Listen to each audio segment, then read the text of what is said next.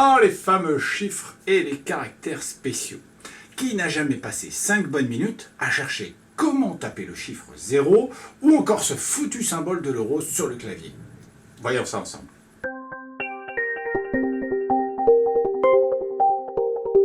Alors il est vrai que la langue française regorge de caractères spéciaux, avec des symboles vous permettant une palette d'émotions plus riches les unes que les autres. Dans une précédente vidéo, nous avions décomposé un clavier mettant en évidence notamment les chiffres et les caractères spéciaux. Cette fois-ci, nous allons décomposer 3 touches du clavier permettant de mieux comprendre les combinaisons qui vont vous permettre d'accéder à ces symboles. Prenons cette touche. Nous avons en haut de cette touche un 1 et en bas un esperluette. Si je veux accéder à esperluette, cliquez sur cette touche, un point c'est tout. C'est facile, vous pourrez y arriver.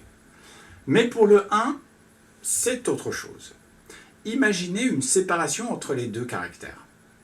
Pour le 1 qui est en haut de la touche, pressez d'abord la touche majuscule. Et tout en restant appuyé sur cette touche, appuyez sur la touche 1. D'ailleurs, vous pouvez faire la même chose avec tous les chiffres que vous avez en haut du clavier. Un petit coup de majuscule, suivi du chiffre correspondant. N'oubliez pas que la touche majuscule possède souvent une petite flèche qui est là pour vous aider car elle vous indique que vous allez taper la touche qui est au-dessus des autres caractères. Bon, vous maîtrisez maintenant les chiffres et les touches combinées, passons aux autres caractères. Imaginons maintenant la touche E. Vous savez, celle avec l'euro. Le caractère spécial de l'euro est en bas à droite. Bon, il vous faudra alors appuyer sur la touche Alt-GR et tout en restant appuyé dessus, appuyez sur la touche E. Apparaîtra alors le caractère euro. Allez, attention, on monte d'un niveau. Prenez cette fois la touche 0. On peut la découper en 3 parties. Pour le caractère du milieu, tapez directement la touche. Bon, ça vous l'avez compris. Pour celui du haut, vous devez appuyer sur majuscule et 0.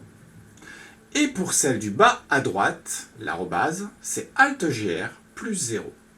Petite astuce pour les petits malins qui se poseraient la question à quoi sert la touche Alt qui est en bas à gauche du clavier. Eh bien, elle sert à taper notamment des caractères qui n'ont pas leur propre touche. Si tu tapes par exemple Alt plus un numéro, tu vas piocher dans la table des caractères. Alors, prenons un exemple. Sur certains claviers, vous tapez Alt plus 3 du clavier numérique, et ben ça donne un petit cœur. Si je veux connaître tous les symboles, il te suffit d'ouvrir l'application Table des caractères que tu as sur Windows. Voilà, si vous avez des questions, n'hésitez pas à les poser sur le forum ou directement sur oneduc.fr lorsque vous avez un compte. Sachez que vous allez retrouver tous les exercices nécessaires à l'utilisation des caractères spéciaux directement sur oneduc.fr.